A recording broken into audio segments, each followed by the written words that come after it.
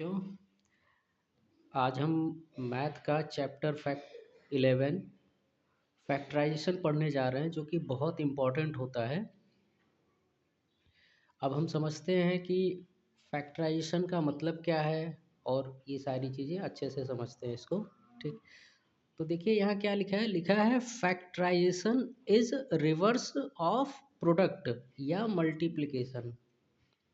ठीक, मतलब क्या है इसका? तो यानी जो हम मल्टीप्लिकेशन करते हैं, तो मल्टीप्लिकेशन करने से जो आंसर आता है वो हमारा प्रोडक्ट होता है। ठीक है, अब जैसे यहाँ पर देखिए 2 है, 3 और 7 मल्टीप्लाई किया गया ना, तो यहाँ पे 2 3 जा 6, फिर 6 7 जा 42, तो आंसर क्या आ गया 42। तो अब मैं अगर ये कहूँ आपसे कि बताओ ये 42 जो है ये किस किस को मल्टीप्लाई करने से बना है? देखो मल्टीप्लाई करने से ही ना बना है, तो किस किस को मल्टीप्लाई करने से बना है? तो ये मल्टीप्लाई करने से बना है 2 3 और 7। तो उन्हीं को, जिनको मल्टीप्लाई करने से प्रोडक्ट बनता है, उन्हीं को हम फैक्टर कहते हैं। तो 2 3 7 इसके फैक्टर कहलाएंगे, और इनके फैक्टर में जो तोड़ने की प्रक्रिया होगी वो प्रक्रिया कहलाएगी फैक्टराइजेशन। तो मल्टीप्लिकेशन में आप मल्टीप्लाई करके एक छोटा सा नंबर लाते हो, और फैक्टराइजेशन में मल्टीप्लिकेशन का उल्टा करते हो, यानी तोड़ते हो इसमें। ठीक है, इसमें तोड़ते हो, डिवाइड करते हो। तो इसीलिए ये क्या कहलाता है? इसीलिए फैक्टराइजेशन जो है मल्टीप्लिकेशन का रिवर्स प्रोसेस कहलाता है, उल्टा। ठीक है, अब इसको आगे और समझते हैं अच्छे से। तो फैक्टर्स ऑफ अलजेब्रिक एक्सप्रेशन, तो कोई अलजेब्रिक एक्सप्रेशन है उसके फैक्टर्स क्या क्या होंगे? फैक्टर्स समझ गए कि क्या होता है? फैक्टर्स क्या होते हैं? जिनको मल्टीप्लाई करने से वो अलजेब्रिक एक्सप्रेशन बना होगा। ठीक है, तो हमें बेसिकली वही फैक्टर्स पता करने हैं। जैसे समझते हैं हम। ठीक है, जैसे मान लो, देखो अब थोड़ा सा ये बता देता हूँ कि इन क्लास सेवेंथ, आप क्लास सेवेंथ में जो आपने अलजेब्रिक एक्सप्रेशन के बारे में पढ़ा होगा, are formed as the product of factors, कि ये फैक्टर्स के प्रोडक्ट के रूप में जाने जाते हैं। जैसे ये अलजेब्रिक एक्सप्रेशन ले लें 7xy प्लस 8y। ठीक है, इस वाले में, तो अगर इस वाले में देखो तो ये दो एक्सप्रेशन को ऐड करने से बना है ना, एक 7xy और दूसरा 8xy। इनको ऐड करने से ये बना है। अच्छा 7xy देखो ये किससे बना है? तो ये 7 इंटू एक्स इंटू वाई, यानी 7xy के प्रोडक्ट से बना है। क्लियर? तो इसमें, इस वाले टर्म में इसके फैक्टर कौन कौन हुए? तो इसके फैक्टर हुए 7x और y, ये इसके फैक्टर कहलाएंगे। यानी सिंपल सा, जिनको मल्टीप्लाई करने से ये बना है। ठीक है, अब मान लो ये तो यहाँ की बात हो गई। अब मैं आपसे ये कहता हूँ कि ये बताओ ये जो है किससे मल्टीप्लाई होके बना होगा? तो ये किससे मल्टीप्लाई होके बना है? तो ये मल्टीप्लाई होके बना था 2x प्लस 7 और 2x माइनस 7। इनको जब हम आपस में मल्टीप्लाई करेंगे तो ये रिजल्ट आएगा। तो ये जिनको मल्टीप्लाई कर रहे हो ना, ये दोनों कहलाएंगे फैक्टर्स। किसके? इसके, क्योंकि यही तो बना है। ठीक है, तो हम यहाँ से कहते हैं कि 2x प्लस 7 और 2x माइनस 7 ये फैक्टर्स हैं ऑफ 4x² माइनस 49। अब ये कैसे आया है, ये सारी चीज़ें हम बाद में समझेंगे। ठीक है, ये चीज़, और हम इसको ऐसे भी लिख सकते हैं कि 4x² माइनस 49 ये इक्वल होगा, चाहे आप इधर का मल्टीप्लाई करो तो ये आएगा, और चाहे इसको तोड़ोगे तो ये आएगा। यानी ये दोनों आपस में क्या होंगे? बराबर होंगे। क्लियर? हाँ, तो अब यहाँ से ये समझ लो अच्छे से कि when an algebraic expression can be written as the product of two or more expression, जब भी आप किसी algebraic expression को दो या दो से अधिक एक्सप्रेशन के प्रोडक्ट में लिख पाओ, तो ऐसे एक्सप्रेशन को हम फैक्टर कहते हैं। अभी समझाया हूँ, यानी कि जिनको फैक्टर का मतलब ये है कि उनके बीच में मल्टीप्लाई का साइन आएगा, इनटू का साइन आएगा, ठीक है। तो ये और ये इनके बीच में यहाँ कौन सा साइन है, इनटू का, इसीलिए ये दोनों फैक्टर कहलाएंगे। अच्छा, the process of finding two और मोर एक्सप्रेशन, यानी कि वही फैक्टर्स जो पाने की प्रक्रिया होती है, यानी फैक्टर्स को अलग अलग करने की जो प्रक्रिया होती है वो कहलाती है हमारा फैक्टराइजेशन। तो आसान भाषा में मैं सिंपल सा कहूँ, कोई भी अलजेब्रिक एक्सप्रेशन दिया है उसको आपको प्रोडक्ट में लिखना है, प्रोडक्ट के रूप में, यही प्रोसेस कहलाता है फैक्टराइजेशन, सिंपल सा, ठीक। अब आगे वही चीज़, इस प्रकार से हम ये कह सकते हैं कि factorization is the reverse process of multiplication.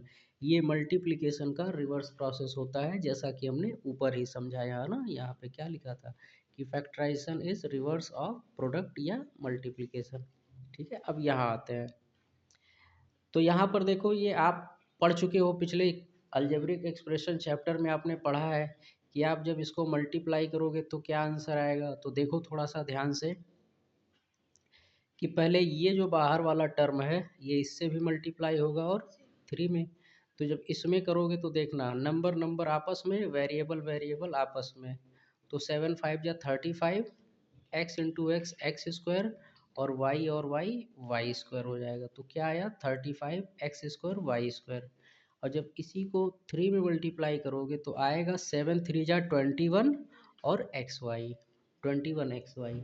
तो ये तो आपने मल्टीप्लाई कर दिया है, मल्टीप्लाई करने से चीज़ें बड़ी हो जाती हैं, एक हो जाती हैं, समझ में आ गया। तो ये मल्टीप्लिकेशन है, प्रोडक्ट फाइंड आउट कर रहे हो। अब मल्टीप्लिकेशन का उल्टा क्या है, फैक्टराइजेशन, यानी ये जो आया है अब इसी को वापस हमको तोड़ के लिखना है प्रोडक्ट के रूप में, तो ये हमारा फैक्टराइजेशन है, ठीक है। अब कैसे तोड़ेंगे, तो देखो अब इसको देख के समझते हैं। अब हमको दोनों में कॉमन ढूंढना है, कॉमन का मतलब सेम सेम चीज़ है, ठीक है, जो बिल्कुल सेम हो। तो देखो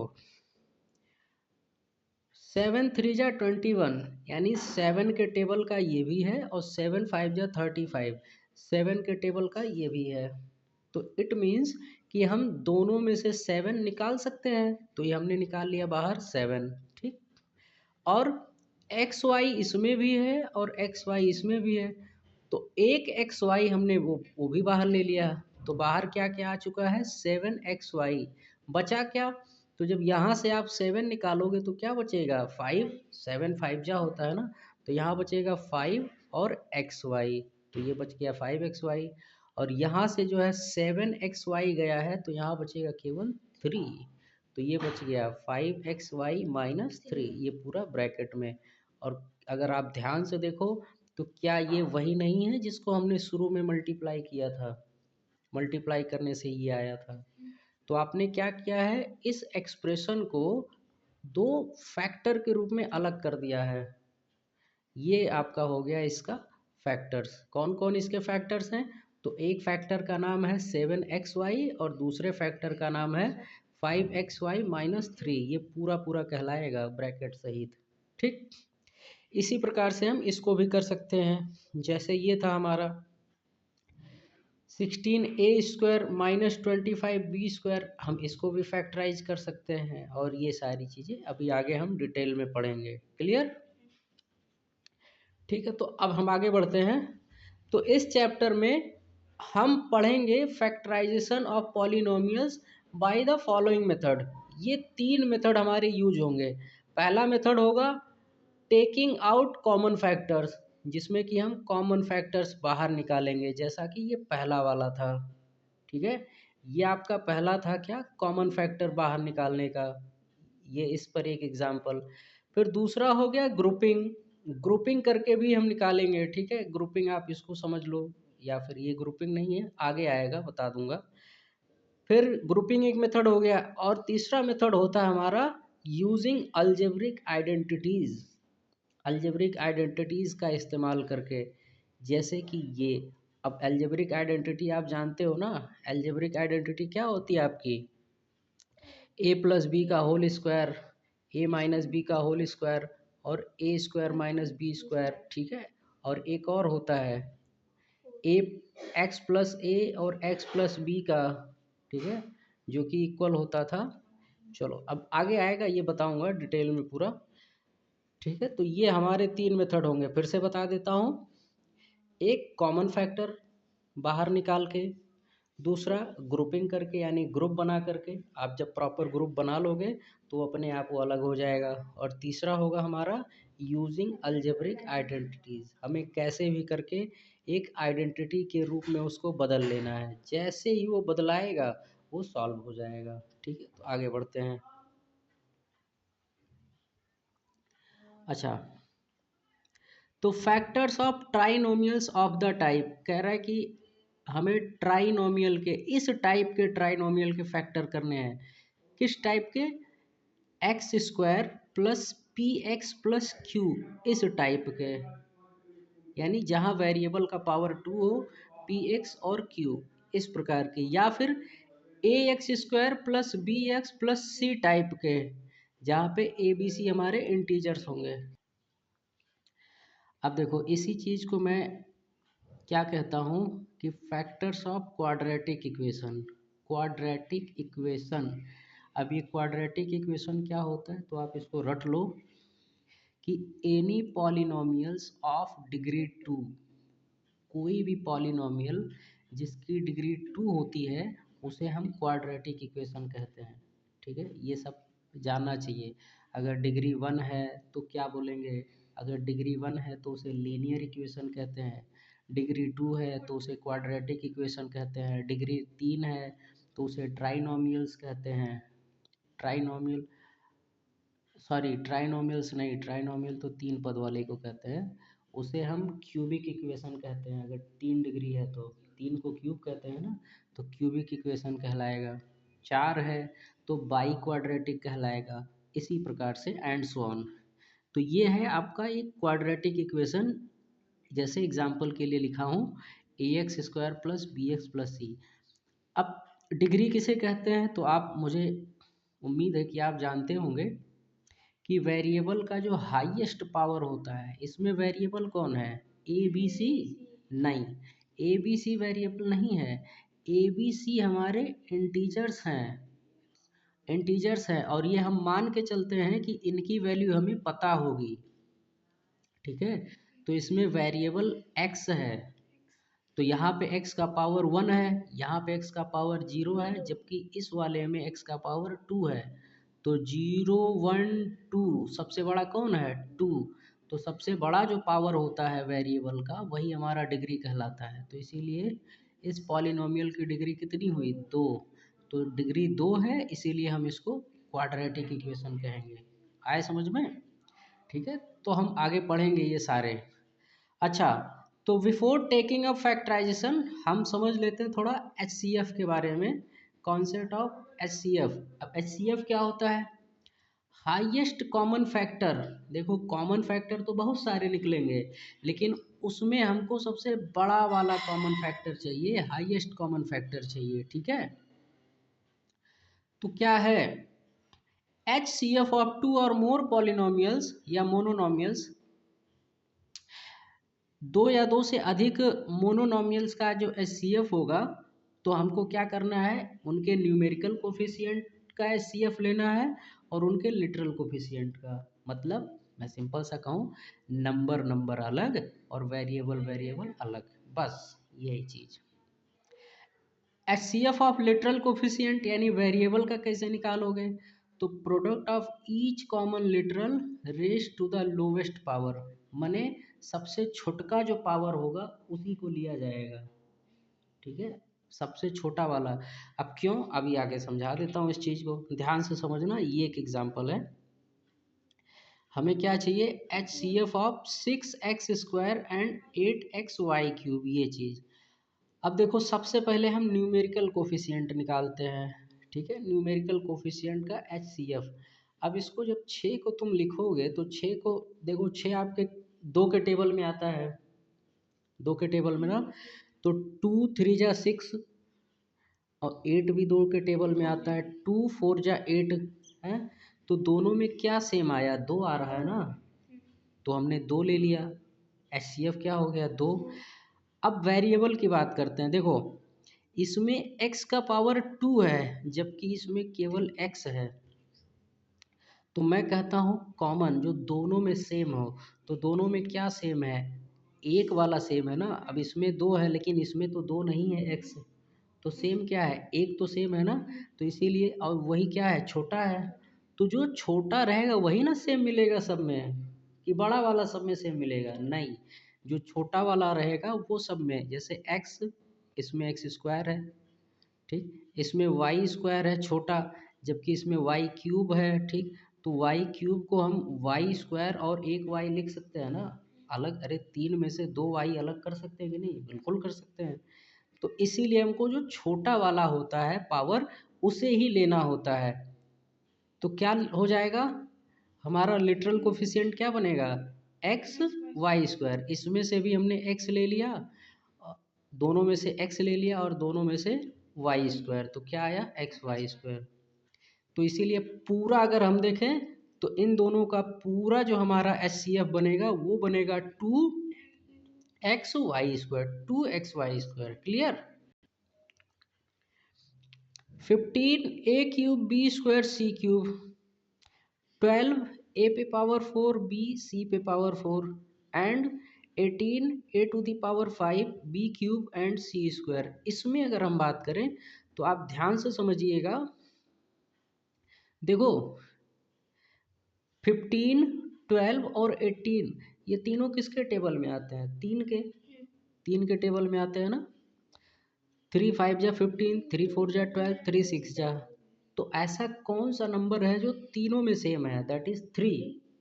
तो न्यूमेरिकल कोफिशिएंट हो गया 3, यानी फैक्टर वो हो गया हाईएस्ट कॉमन फैक्टर 3। अब वेरिएबल ढूंढते हैं, तो एक एक पावर का पहले ढूंढना आराम से। चलो ए वाला निकालते हैं। तो देखो इसमें a³ है, इसमें a पे पावर 4 है जबकि इसमें a पे पावर 5 है। तो क्या सेम है तीनों में, a पे पावर 3 सब में रहेगा ना। तो हमने क्या निकाल लिया, a पे पावर 3 निकाल लिया, चलो ये मिल गया। अब b ढूंढते हैं, इसमें b² है जबकि इसमें v है और इसमें b³। तो तीनों में सेम क्या होगा, तो तीनों में तो सबसे छोटा वाला सेम होगा यानी b। तो b हमने निकाल लिया तीनों से, ये लिख दिया। अब c का ढूंढते हैं, तो c³ c पे पावर 4 एंड c²। तो 2 4 3, तो ऑब्वियसली इसमें सबसे छोटा कौन है, 2 वाला यानी c²। तो हमने c² लिख दिया, ठीक है। तो ये हमारा आ गया लिटरल कोफिशिएंट वेरिएबल का। अब दोनों को एक साथ लिख दो, न्यूमेरिकल और इसको। तो ये 3 a³ b c², ये आपका पूरा HCF हो गया इन मोनोनोमियल्स का। आई बात समझ में, ठीक है। तो अब हम आगे बढ़ते हैं। हमारा पहला जो तरीका है फैक्टराइजेशन का वो क्या है, factorising by taking out common factors. अब हम कॉमन फैक्टर्स को बाहर निकाल के फैक्टराइजेशन करने वाले हैं। तो ये हमारा पहला तरीका है। अब हम इस पे ध्यान देते हैं, ठीक। तो आपको कुछ नहीं करना, एकदम सिंपल सा मैं समझाने जा रहा हूँ एग्जाम्पल से ही डायरेक्ट। जो सेम रहेगा उसी को बाहर निकालना है। चलो पहला एग्जाम्पल क्या है, 24x³ माइनस 32x²। ये अब देखो तो ये दोनों किसके टेबल में आते हैं, दोनों 4 के टेबल में आते हैं। 4 से बड़ा कोई नंबर है जिसके टेबल में आते हैं, 8 के आते हैं। तो 8 3 जा 24, 8 4 जा 32। तो हम न्यूमेरिकल कोफिशिएंट क्या बाहर ले सकते हैं, 8। देखो x² यहाँ भी है और इसमें भी होगा, जो छोटा वाला है छोटा पावर। तो छोटा पावर क्या है, x², उसको हमने बाहर ले लिया, x² हमने बाहर ले लिया। अब ध्यान से आपको देखना बचा क्या, जब यहाँ से 8 चला गया तो यहाँ कितना बचा, 4। मल्टीप्लाई करना है, ऐड नहीं। तो 8 4 जा, तो यहाँ कितना बचा, 4। केवल 4, x² तो बाहर चला गया, 4 यहाँ बचा। यहाँ क्या बचेगा, 3x, 3 था ना, x³ में से x² बाहर चला गया तो बचा कितना, 1x बचेगा। तो जो बचा उसे लिख दिया हमने, क्या बचा, 3x माइनस 4, और बाहर क्या निकला, 8x²। यही हो जाएगा हमारा आंसर, ठीक। इसी प्रकार से हमारा अगला क्वेश्चन क्या है, 15ab² माइनस 21a²b। अब इसको करते हैं यहाँ पे 15ab² माइनस 21a²b। मैं कहता हूँ सिंपल सा टेबल पढ़ो, देखो 3 5 जा 15, 3 7 जा 21, सेम नंबर क्या आ रहा है 3, तो 3 ले लिया बाहर। देखो ए बी इसमें भी है, ए बी इसमें भी है, ठीक है। तो जो सबसे छोटा पावर है, ए सबसे छोटा है, ए ले लिया, बी सबसे छोटा है, बी ले लिया, ए बी बाहर आ गया। अब जो बचा है देखो यहाँ से ए चला गया और बी भी चला गया, तो एक बी बचा है, तो बचा क्या 5b माइनस ये माइनस यहाँ बचा है 7a, ठीक है ए। अरे 2a था, a² था, तो एक a और b चला गया, बचा क्या a, तो 5b माइनस 7a, ये चीज ये आपका हो गया फैक्टर इसके। क्लियर। इसी प्रकार से जो तीसरा क्वेश्चन हमारा क्या 14x² y² minus 10x² y plus 8x² y, ठीक है। अब इसको करते हैं xy², इसको करते हैं तो इसमें ध्यान देना कुछ नहीं, बहुत सिंपल सा है ये भी। देखो दो के टेबल में सब आते हैं, 2 7 जा 14, 2 5 जा 10, 2 4 जा 8, तो सब में से क्या निकला 2। एक्स वाई यहाँ भी है, एक्स वाई यहाँ भी है, एक्स वाई यहाँ भी है, तो एक्स वाई प्यार से बाहर निकाल लो। अब जो बचा है लिख दो, तो 7 और एक्स वाई यहाँ बच गया 7xy। यहाँ क्या बचेगा, तो 2 5 जा 10 होता है ना, तो 5 बचा है और x बचा है, y तो बाहर चला गया, ठीक है, तो 5x प्लस यहाँ क्या बचा है 2 4 जा 8 होता है, तो यहाँ 4 बचा है और y बचा है, क्योंकि एक xy तो बाहर चला गया।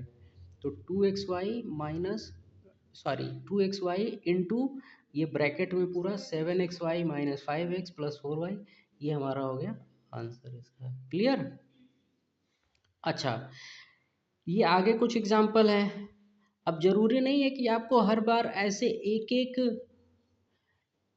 एक इस प्रकार से टर्म में से हमको मिले एक एक लेटर। कभी कभी हो सकता है क्या है कि जो कॉमन लेना रहेगा वो पूरा का पूरा एक वो अपने आप में वो बाइनोमियल हो या ट्राइनोमियल हो, ऐसा हो, यानी पूरा पूरा ब्रैकेट बाहर निकलेगा।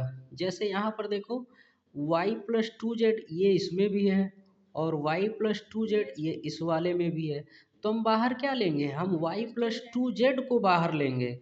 तो जब इसको हम कॉमन लेंगे तो यहाँ पे क्या बच जाएगा, यहाँ बच जाएगा सिंपल 3x और प्लस यहाँ बच जाएगा 5a, और इसी को हम लिख देंगे 3x प्लस 5a, ये और बाहर हमने क्या निकाला था y+2z, यही हमारा हो जाएगा आंसर। आई बात समझ में। जैसे ये एक एग्जांपल है, ये इसमें अगर आप देखो तो क्या कॉमन है, तीनों में क्या सेम टू सेम है, तो p-2q यहाँ भी है, p-2q यहाँ भी है और p-2q यहाँ भी है। अभी आपको बताया हूँ कि कॉमन क्या लिया जाता है, जो सब में सेम हो, और सब में सेम क्या होता है छोटा पावर, तो इसका मतलब इसमें से हम क्या कॉमन लेंगे p-2q। तो जब p-2q कॉमन ले लोगे तो क्या बचेगा, तो जब p- और क्या है, तो 2 5 जा 10, 2 3 जा 6 और 2 10 जा 20, ठीक है। तो और क्या कॉमन आएगा आपका 2 2 टाइम्स p-2q, ये आ गया कॉमन, ठीक है। अब बचा क्या, तो यहाँ ध्यान देना, यहाँ बचेगा 5 और p-2q का होल स्क्वायर, है ना, ये बच गया यहाँ पे। यहाँ क्या बचेगा, तो यहाँ बचेगा आपका 3 p-2q, अरे 2 था इसमें से एक चला गया बाहर, सिंपल सा ना, तो ये बचा 3 माइनस, यहाँ क्या बचेगा -10, ठीक है -10, तो ये हो गया आपका सिंपल सा आंसर।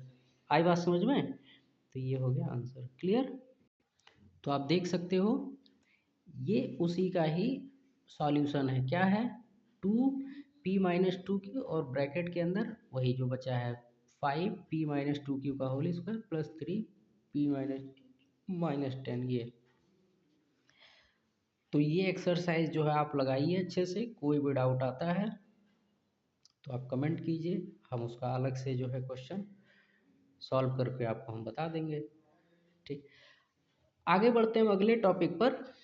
अगला टॉपिक है हमारा इसी में factorising bye grouping of term. ठीक है, बाई ग्रुपिंग ऑफ टर्म्स बहुत इंपॉर्टेंट है ये भी। ठीक है, तो ये हमारा बी कॉन्सेप्ट है, मान के चलते हैं। अब आगे क्या है, when the grouping of terms of the given polynomial give rise to common factor, मतलब ऐसे नहीं समझ में आएगा। जब उसको हम एक ग्रुप बना देंगे, सेम सेम लोगों का एक ग्रुप बना दिया, सेम सेम लोगों का एक ग्रुप बना दिया, है ना। यानी अगर मान लो जानवर है ढेर सारे, भेड़ बकरी, तो भेड़ भेड़ को एक साइड कर दिया, बकरी बकरी एक साइड, तो फिर उनसे कॉमन निकालना इजी हो जाएगा ना। तो वही चीज़ हमें क्या करना है, सेम चीज़ों का ग्रुप बना देना है, फिर उस ग्रुप में से कॉमन निकालना है, बहुत ईजी हो जाएगा। क्लियर। तो वही बोला है कि पहले तो अरेंज कर दो टर्म्स को in of the given polynomial in groups, groups में अरेंज कर दो, और इस प्रकार से अरेंज करो in such a way that each group has a common factor, ऐसे अरेंज करो कि सब में कॉमन फैक्टर दिखे। फिर फैक्टराइज कर लो हर एक ग्रुप को, यानी हर एक ग्रुप को कॉमन वाला है वो बाहर निकाल लो। ठीक है, फिर take out the factor which is common to each group, फिर सब में जो कॉमन हो उसको बाहर ले लो, अपने आप वो हो गया। आई बात समझ में।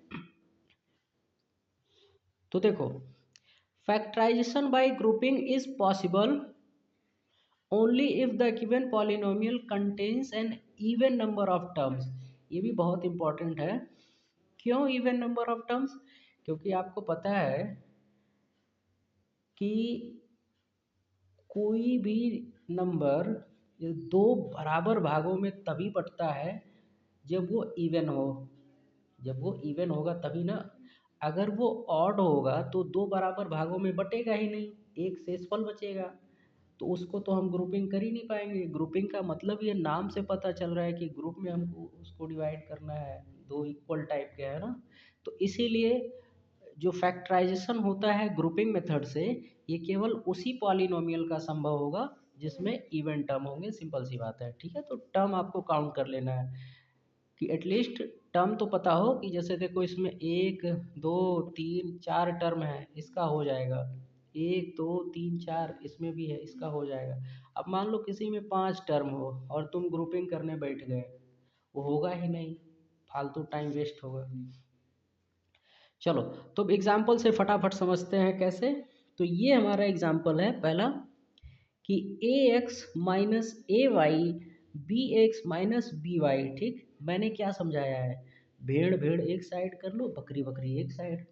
ठीक, तो भेड़ बकरी का अलग अलग तरीका हो सकता है लोगों का। ठीक है, मैं क्या करता हूँ, जैसे ये है, यहाँ से सॉल्यूशन, यहाँ से देखो ध्यान से, मैं चाहता हूँ कि इसमें भी ए है, इसमें भी ए है। ठीक है, तो मैं इनमें से क्या निकाल लूँगा, ए, मैंने क्या निकाल लिया, ए, तो क्या बचा एक्स माइनस वाई। इसमें भी बी है, इसमें भी बी है, तो मैंने क्या निकाल लिया, बी, क्या बचा, एक्स माइनस वाई बचा ना, b into x minus y. ये एक बार फैक्टर कर लिया, एक बार कॉमन ले लिया ना। अब फर्दर मुझे दिख रहा है कि अब फिर कुछ है जो सेम है, कौन है, एक्स माइनस वाई और एक्स माइनस वाई। अब इसको भी मैं बाहर ले लिया, तो जब इसको बाहर लूँगा तो यहाँ बचेगा ए प्लस बी, तो देखो आ गया A plus B into x minus Y, यही फाइनल हो गया आंसर। आई बात समझ में कि नहीं समझे। ग्रुपिंग कैसे करनी है, ग्रुपिंग मतलब ग्रुप बना दो ना, ए एक्स माइनस ए वाई, ये मैंने नीचे इस प्रकार से लाइन खींचा है, आप ब्रैकेट लगा दो, यहाँ पे ब्रैकेट लगा दिया है। मैं ऐसे करता हूँ, आप इसको ब्रैकेट कर लो, जैसी मर्जी तरीका। ये भी ब्रैकेट लगा के भी किया जाता है और अंडरलाइन करके भी किया जाता है। ठीक है, जैसे अब दूसरा एग्जांपल हम लेते हैं, four x square minus ten x y minus six x z plus fifteen y z. ठीक है, इसको करते हैं। तो ध्यान से अगेन, मेरी आदत है कि मैं इसको ऐसे कर देता हूँ, यहाँ से यहाँ तक अंडरलाइन जिसे मुझे करना हो, फिर इसको अंडरलाइन। आपको क्या करना है, आप उसे ब्रैकेट में ले सकते हो। ठीक है, तो चलो मैं क्या करता हूँ, four x square minus ten x y, इसको ब्रैकेट में कर लिया, फिर इसमें से माइनस कॉमन ले लिया, क्या, माइनस। तो जब माइनस कॉमन लिया तो बचा क्या, six x z minus fifteen y z. अब यहाँ कंफ्यूज मत होना कि सर यहाँ तो प्लस था तो यहाँ माइनस आ गया। जब माइनस कॉमन लोगे तो साइन चेंज हो जाएगा, ठीक है। क्यों? अभी भी देखो ये माइनस माइनस प्लस ही आएगा, नहीं माइनस माइनस मल्टीप्लाई करके प्लस आएगा। तो प्लस था, माइनस कॉमन लिए तो ये प्लस था ना, यहाँ ये प्लस था, माइनस साइन कॉमन लोगे तो साइन चेंज हो जाएगा। सिंपल सी बात है, साइन चेंज हो जाएगा माइनस कॉमन लेने पर, ठीक है। प्लस कॉमन लेने पर होता है क्या? नहीं, केवल माइनस साइन चेंज करता है, ठीक है। तो ये चीज़ आप ऐसे लिख दिए। अब इनमें देखो तो ध्यान से, अब इसको एक इंडिविजुअल वो समझो, ठीक है, इसको एक ग्रुप समझो। अब इस ग्रुप में पहले जो कॉमन आए उसको लो। तो 2x यहाँ भी है और 2x यहाँ भी है, नहीं, 2 टू जा 4, 2 5 जा 10, तो 2x इसमें भी है तो ले लो 2x। तो बचा क्या? 2x माइनस 5y, ये बच गया। इसमें क्या है दोनों में? तो 3 2 जा 6 और 3 5 जा 15, 3 तो दोनों में है। और क्या है? x, x नहीं, x कहाँ, x तो इसमें है, इसमें नहीं है, z दोनों में है। तो क्या कॉमन आ गया? 3z कॉमन आ गया। तो यहाँ भी बचा कितना? 2x माइनस 5y बचा। अब देखो ध्यान से, तो 2x-5 यानी ये डब्बा यहाँ भी है और ये डब्बा यहाँ भी है, तो 2x-5y को हमने बाहर ले लिया, इसको यहाँ से कॉमन ले लिया। अब क्या बचा? तो 2x-3z ये बचा है, इसको हमने लिख दिया। समझ में आया कि नहीं? तो 2x-5y और जो बचा है 2x-3z, ठीक है। ऐसे सिंपल सा ऐसे देखो, इसको ऐसे ढक लो। मान लो इसको ढक लिए तो क्या बच रहा है? 2x, फिर यहाँ पे ढक लिए, क्या बचा? -3z। तो 2x-3z ये, अब किसको ढके थे? 2x-5y को। ये हो गया आंसर। तो ये आपका फैक्टराइज हो गया। देखो यहाँ पे सारे प्लस के रूप में थे, लेकिन अब ये इनटू के रूप में आ गया, हो गया ना दो अलग अलग फैक्टर। तो ये फैक्टराइजेशन हो गया इसका। फिर आगे, फैक्टराइज द फॉलोइंग पॉलिनोमियल्स। अब इन पॉलिनोमियल्स को कैसे करोगे?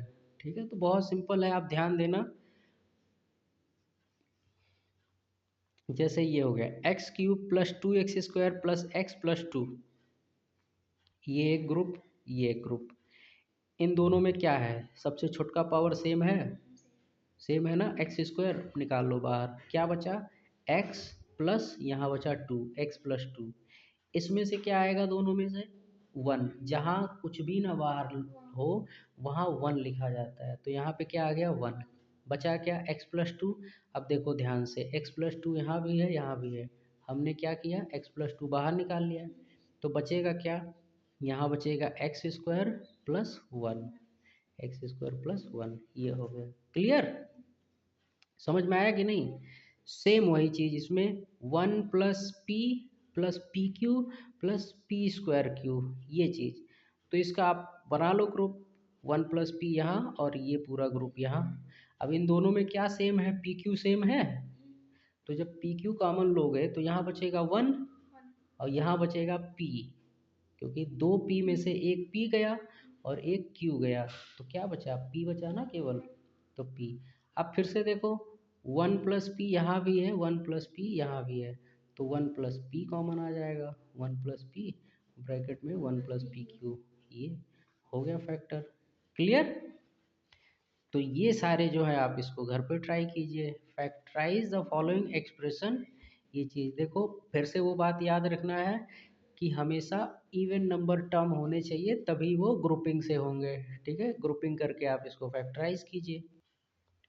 मैं इसको समझाए देता हूँ, ठीक है, अच्छे से समझिएगा। देखो यहाँ पर अभी के लिए जो ग्रुप बना है ना, जो अगल बगल में जो टर्म लिखे गए हैं उनमें कुछ भी सिमिलैरिटी नहीं है। सिमिलैरिटी है यहाँ पर, देखो पहला क्वेश्चन मान लो, पहला लिया हमने क्या? XY minus PQ plus QI minus PX। इसमें ये अगल बगल अगर मान लो ग्रुप बना भी देते हो तुम, तो कोई सिमिलैरिटी है? कुछ भी नहीं है। फिर इसमें भी कोई सिमिलैरिटी है? कुछ भी नहीं है। देखो यहाँ QI है जबकि यहाँ PX है, तो नहीं है। तो आपको एक जैसों को एक साथ रखना पड़ेगा ताकि सिमिलैरिटी तो एटलीस्ट आए। समझ में आ गया बात? तो इसका मतलब क्या करोगे, एक्स वाई और या तो पी एक्स को एक साथ रखो या फिर क्यू वाई को, तो कम से कम वाई वाई तो सिमिलर हो जाएंगे इन दोनों में, या इन दोनों में एक्स एक्स तो सेम हो जाएगा। इसीलिए तो क्या करना है हमको, हम सपोज एक्स वाई के साथ क्या लिख दिए, पी एक्स। समझ में आ गया?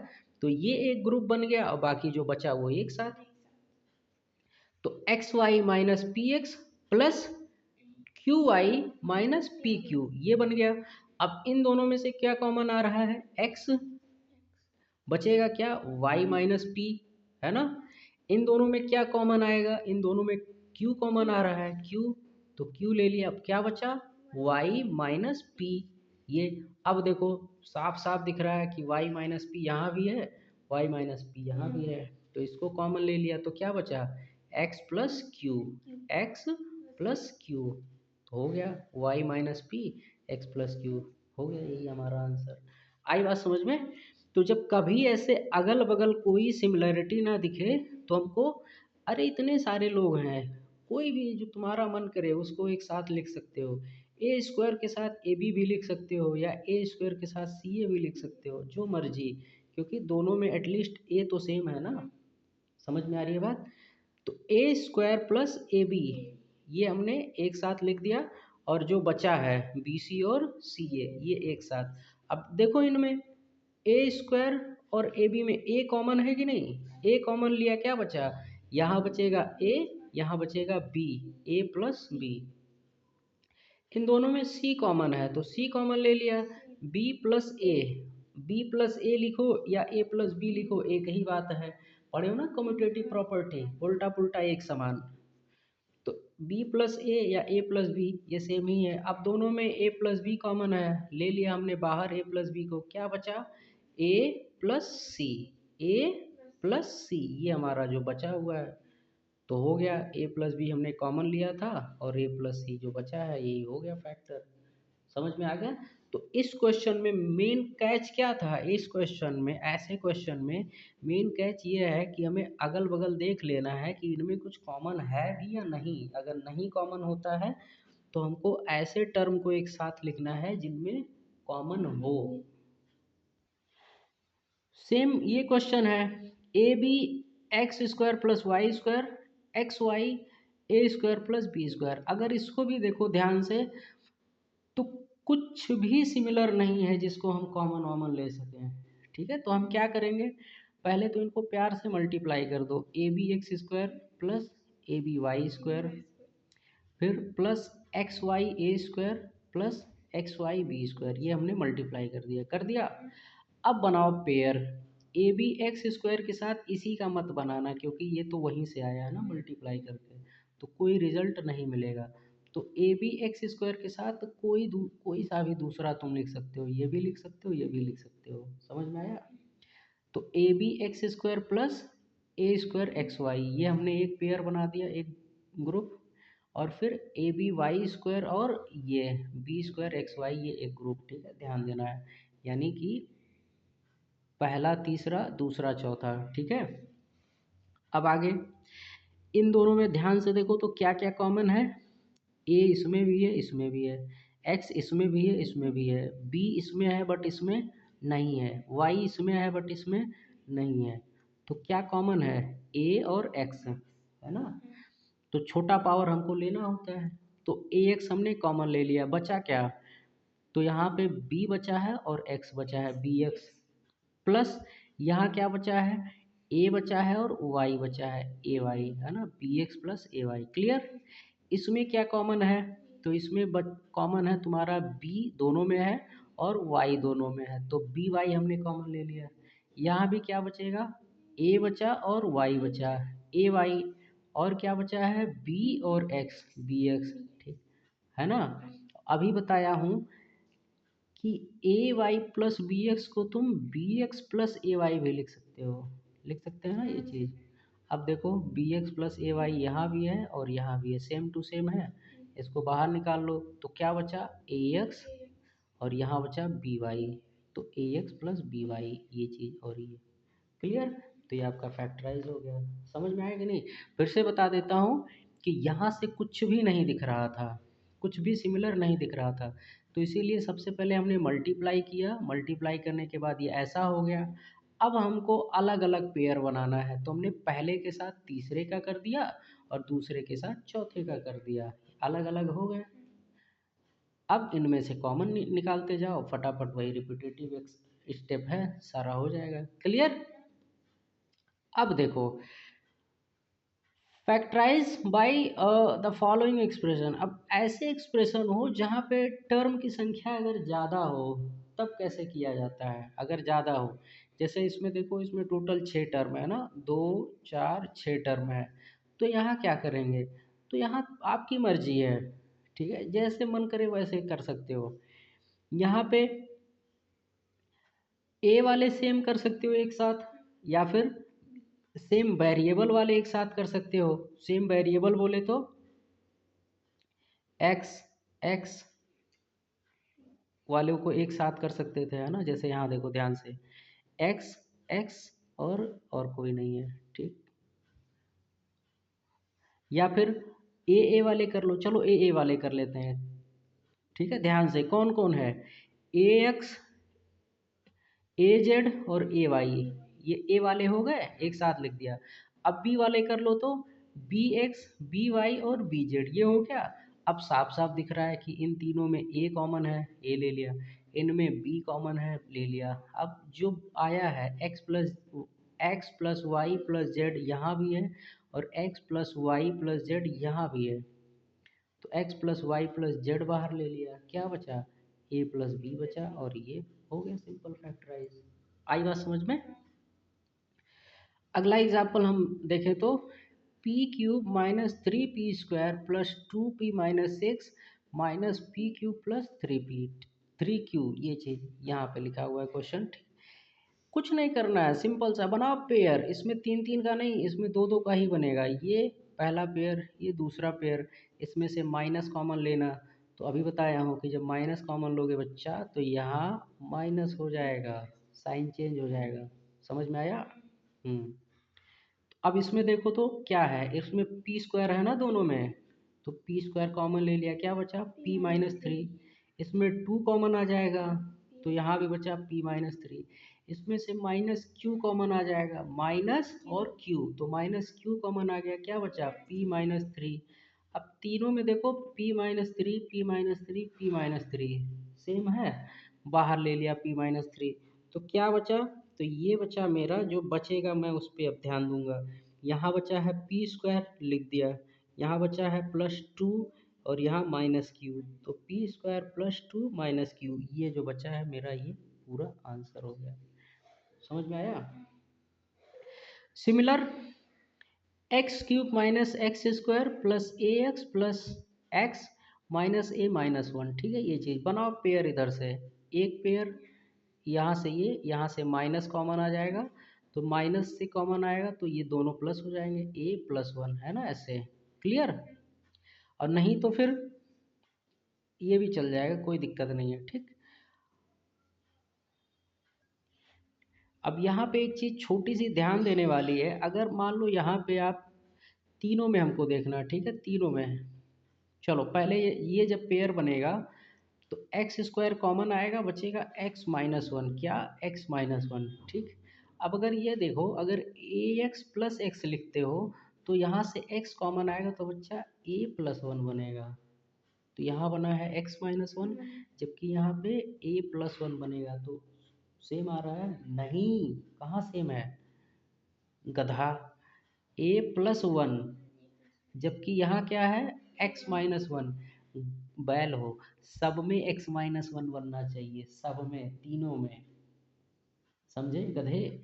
6 पेयर बन रहा है, एक दो ऐसे तीन, तो 3 पेयर बनेंगे, मतलब 6 लोग हैं, 3 पेयर बनेंगे।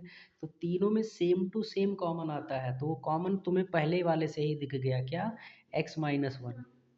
लेकिन अगर तुम इन दोनों को एक साथ रखोगे तो वो नहीं बनेगा। वो कब बनेगा? जब तुम इसको इसको एक साथ लिखोगे तब। कैसे? देखो, a कॉमन लिए, x-1 बना, बना कि नहीं बना? और इन दोनों से साफ साफ बन रहा है x-1, बना। हाँ, तो हम किसको किसको एक साथ लिखेंगे? ax और a को, ए एक्स और ए को, ए एक्स माइनस ए, समझ में आई बात, ये चीज़ प्लस एक्स माइनस वन। अब इसमें से ए कॉमन लिया तो एक्स माइनस वन, इसमें से वन कॉमन लिया तो एक्स माइनस वन, क्लियर। अब तीनों में एक्स माइनस वन दिख रहा है, एक्स माइनस वन कॉमन ले लिए, क्या बचा, एक्स स्क्वायर प्लस ए प्लस वन, जो बचा है उसको लिख दो प्यार से, ये हो गया। समझ में नहीं आया मुझे लग रहा है ना। बड़ी समस्या है। चलो ठीक है, मैं समझाने की चेष्टा करता हूँ। ठीक, मैंने ये समझाया है बालक, इस आंसर को मारो गोली। ठीक, क्वेश्चन मेरे पास ये है, मैं खुद से लिखता हूँ। मैं क्या लिखूँगा, क्वेश्चन देखते रहना, x cube minus x square plus, ये मुझे दिख गया। मैं यहाँ से मुझे साफ साफ दिख रहा है कि एक्स स्क्वायर में कॉमन लूँगा तो बचेगा एक्स माइनस वन। इसका मतलब फैक्टर दिख गया कि फैक्टर तीनों में क्या आना चाहिए, एक्स माइनस वन आना चाहिए। तो ये हमारे ऊपर है कि हमें इसको इस प्रकार से लिखना है कि एक्स माइनस वन बने। ठीक, अब आगे देखो, अगर मैं ए एक्स प्लस और एक्स को ऐसे लिख देता एक साथ अगल बगल, तो यहाँ से तो कॉमन क्या आता, एक्स आता, तो एक्स माइनस वन तो नहीं बनता ना, कि बन जाएगा, नहीं बनेगा। तो इसीलिए मुझे किसको लिखना चाहिए, मुझे ए एक्स और इसको लिखना चाहिए। तो मैं क्या लिखूँगा, मैं लिखूँगा ए एक्स माइनस ए, ये एक साथ, और जो बचा है एक्स माइनस वन, ये एक साथ। अब इसमें से एक्स स्क्वायर कॉमन लिया, एक्स माइनस वन, इसमें से साफ साफ दिख रहा है ए लूँगा तो एक्स माइनस वन, और इसमें से वन लूँगा तो एक्स माइनस वन। ठीक है, अब तीनों में ही क्या सेम है, तीनों में ही एक्स माइनस वन सेम है,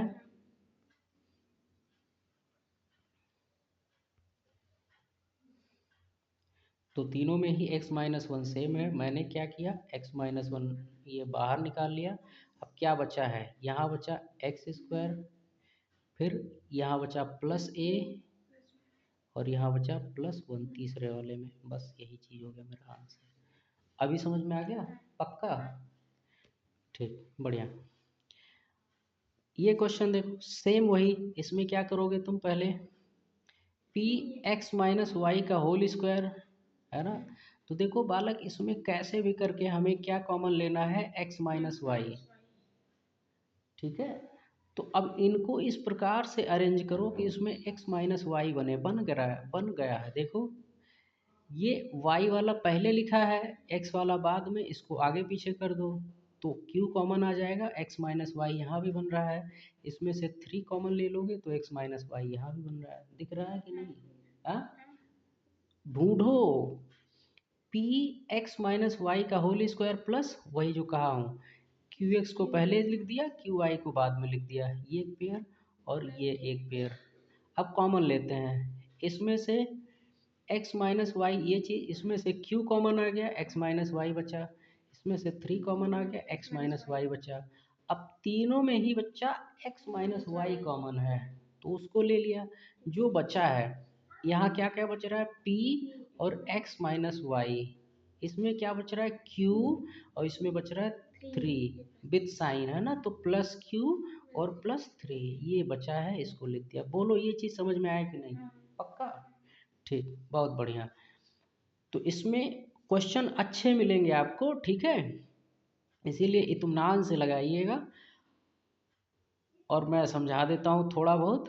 ठीक है, तो एक्सरसाइज 11.2 ये आपके, देखो बाद में जब क्वेश्चन आएगा ना, तो क्वेश्चन ये बोल के नहीं आएगा तुमसे कि इसको जो है टेकिंग आउट कॉमन फैक्टर से करो, या इसको ग्रुपिंग से करो, या इसको जो है यूजिंग आइडेंटिटी करो, कुछ नहीं लिखा रहेगा।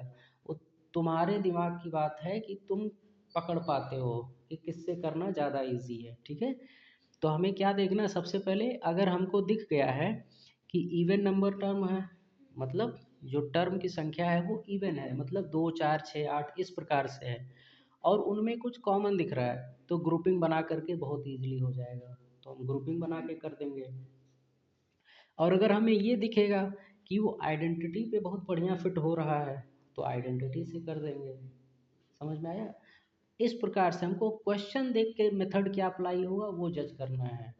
ये नहीं कि हम मेथड के अनुसार क्वेश्चन को खोज रहे हैं, ऐसा नहीं होगा। समझ में आया? ठीक। तो अब ये लास्ट वाले जो हैं यहाँ से शुरू करना, बढ़िया बढ़िया क्वेश्चन मिलेंगे आपको। जैसे ये वाला क्या है, अभी समझाया हूँ, देखो ध्यान से। कॉमन क्या बन रहा है? कॉमन बनना चाहिए a x plus b y, ये कॉमन। तो अब इनको इस प्रकार से सेट करो कि ए एक्स प्लस बी वाई बने कॉमन। समझ गए? इनमें क्या कॉमन बनना चाहिए? X minus y. तो इनको इस प्रकार से सेट करो कि इनमें एक्स माइनस वाई बने। हमें सेट करनी है, वो हमारे ऊपर है कि हम उनको ऐसे सेट करें कि ये चीज़ सिमिलर दिखे। क्लियर? इसमें क्या बनेगा? तो इसमें अगर अपनी नज़रों को तेज करोगे, ठीक है, तो इसमें तुम ये पाओगे, इसमें करना हालांकि, ठीक है, ये वाले जो क्वेश्चन है इनको करना। इनको कैसे करोगे? तो यहीं से जो है आप इनका तीन तीन का पेयर बना सकते हो। ठीक है।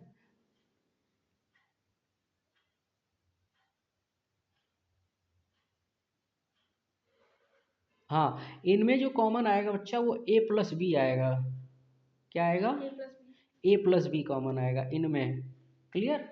अब पूछो कैसे, कैसे बताएं? यहाँ लास्ट वाले को देखो तो एक्स वाई सेम है, तो अगर ये बाहर निकालूंगा तो क्या बचेगा? ए प्लस बी। तो अगर इसमें ए प्लस बी आया है, मतलब कि इन सब में यहाँ से भी ए प्लस बी आना चाहिए, यहाँ से भी ए प्लस बी आना चाहिए। आए समझ में? तो ए प्लस बी जब कॉमन लोगे तो वो अलग हो जाएंगे, वो बन जाएंगे फैक्टर। आए समझ में?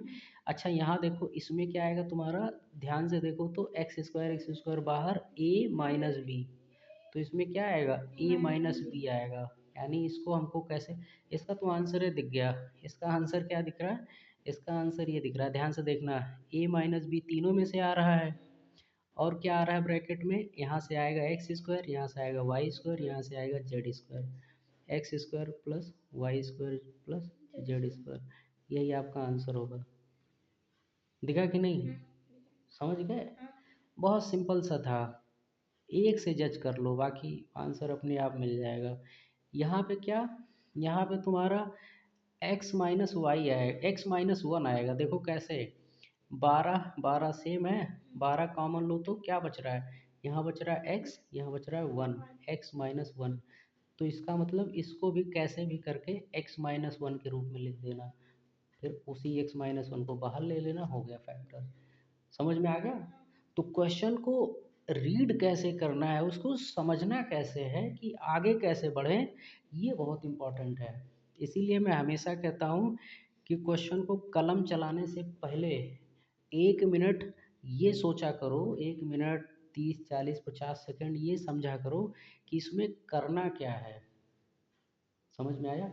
नहीं तो फिर शुरू तो हो जाओगे लेकिन फिर वो काटना पड़ेगा। तो इससे अच्छा है कि पहले सोच लो, समझ लो कि करना क्या है, उसके बाद में लिखना स्टार्ट करो। मैथ यही है कि क्वेश्चन को पहले समझा जाता है फिर किया जाता है। समझ में आया? तो अच्छे से इस एक्सरसाइज को लगाओ बढ़िया से। बाकी आगे का जो है उसको हम अगले पार्ट में कवर करेंगे। तब तक के लिए धन्यवाद, नमस्कार। ठीक है, अच्छे से करो।